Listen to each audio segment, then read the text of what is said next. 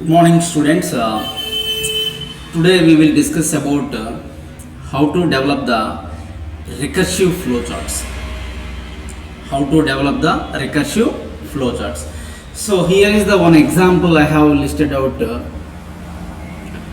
Multiplication of two numbers I have done with the help of the recursive flowcharts.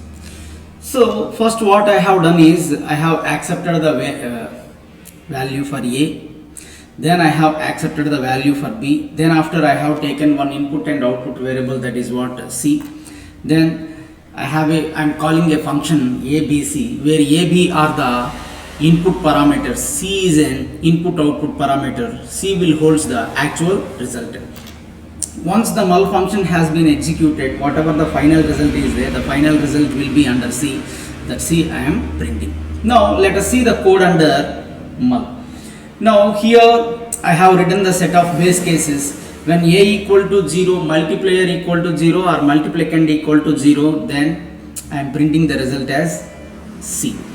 Now if one of the value is 1, then automatically the result is what? The other one. If A is 1, the result is what? B. Now if B equal to 1, automatically the result is what? A. So these are the three base cases I have defined. As it is I am developing in the form of recursive nature. See, before I am calling the function, I am just doing the two things. I am doing this addition repetitively. So that is what C equal to C plus E. Then after I am calling the function by decrementing the multiplier B equal to B minus 1. Then after I am calling the mul of A comma B comma C. So now let us execute it. So A equal to 5, B equal to 7. Now initially C equal to 0, then it is calling with the values 5, 7, 0. Then it is executing as per the condition. Then after it is calling the what with the values 5, 6, 5. Then after it is calling with 5, 5, 10. Then after it is calling with 5, 5, 15. Then 5, 4, 15. So like that it's keep on calling how long until a base case or the terminating condition is satisfied.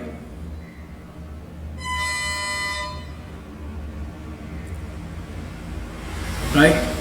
Now the multiplier is what? 2. Now C equal to what? 25. Now the multiplier equal to 1.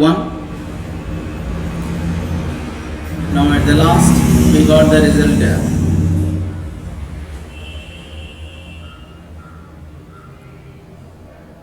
5 sevens are 35 has been shown. 5 sevens are 35 has to 35 has shown. Now let us do this. New. Let me save this.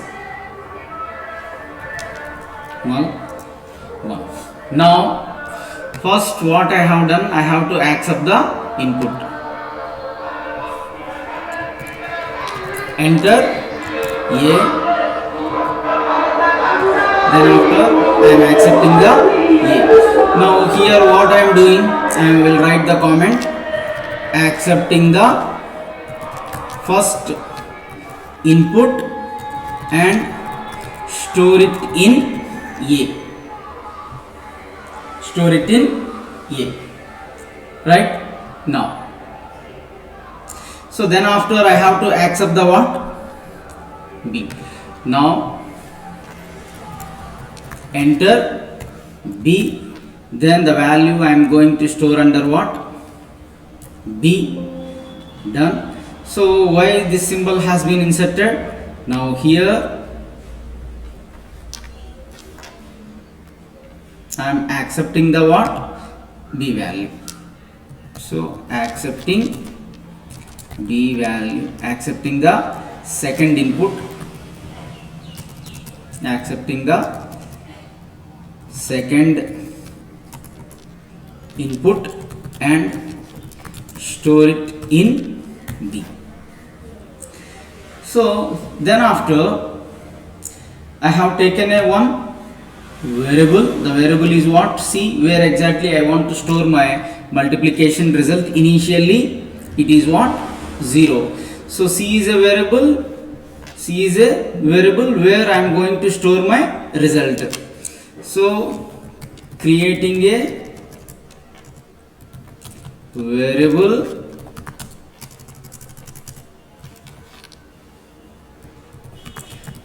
with C to store the final result. Since I have to use the function concept here, so first I have to ensure the what? Intermediate mode. Yeah, by default the intermediate mode is there. Now I will add the procedure. The function name I am keep it as what?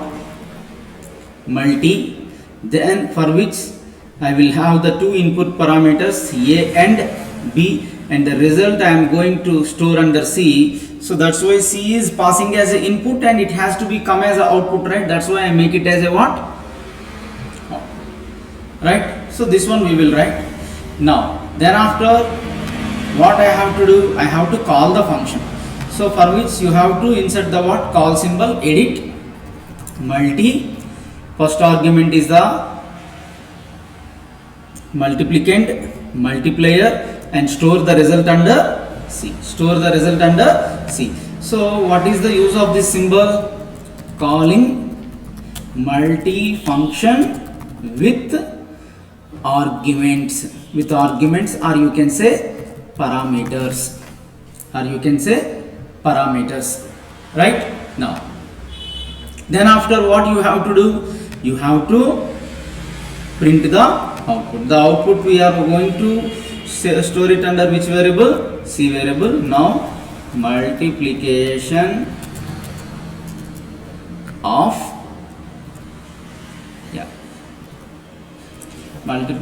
of given numbers is stored under what? C. Right. Now we have to write the definition for the what?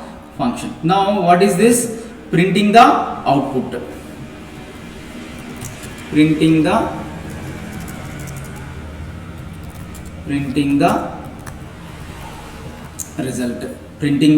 result.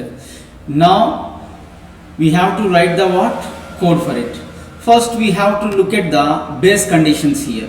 So the base conditions, I already told you, if one of the multiplier or the multiplicand is 0, the entire result is what?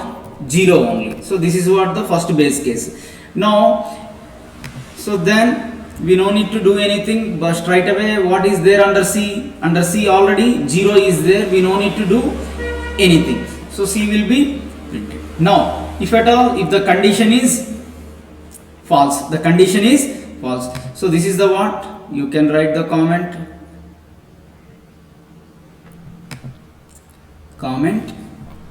writing multi-function definition, right? Now here first base case, if multiplier or multiplicand is 0, then result is what? 0. Done. Now, so this is what we have to understand here. Now otherwise, if it is not 0, both the multiplier or multiplicand are not 0, then we have to check if either multiplier or multiplicand is 1. If one of the thing is 1, let us assume that multiplier is 1, automatically our result is what? Our result is multiplicand. Then, so already C we are going to store the result. Then here what I will do? C equal to C plus B. So B is the multiplier, right? Now let us assume that multiplicand is 1. Then B double equal to 1, b double equal to 1, then multiplier, right? Then here insert c equal to c plus c equal to c plus a, c equal to c plus a. Oh, sorry, c equal to c plus a. Now, so this is the condition for what? Edit, not edit, comment if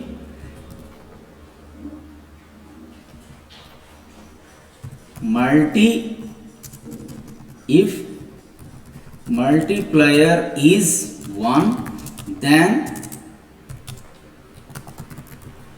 result is multiplicand. Right? Now, similarly here, if the multiplicand is 0, then multiplier. Now, comment if multiplicand is 1, then result is multiplier. Now, if all these base conditions were not satisfied, that means it comes under recursive form.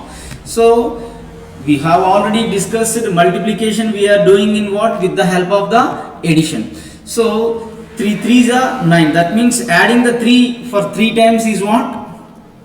Also 3 into 3. So, that's why c plus a.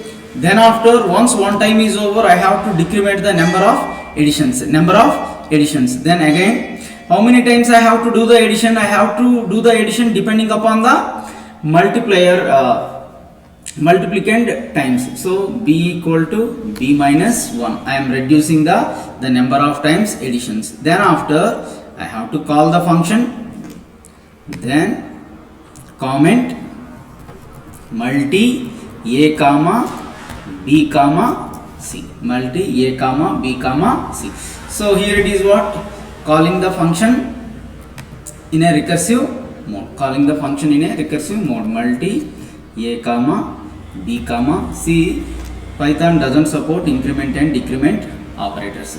Now let us run this code. I am reducing the size. Now let us run this code. So let me make it as 3, then 6. Now let us see the execution.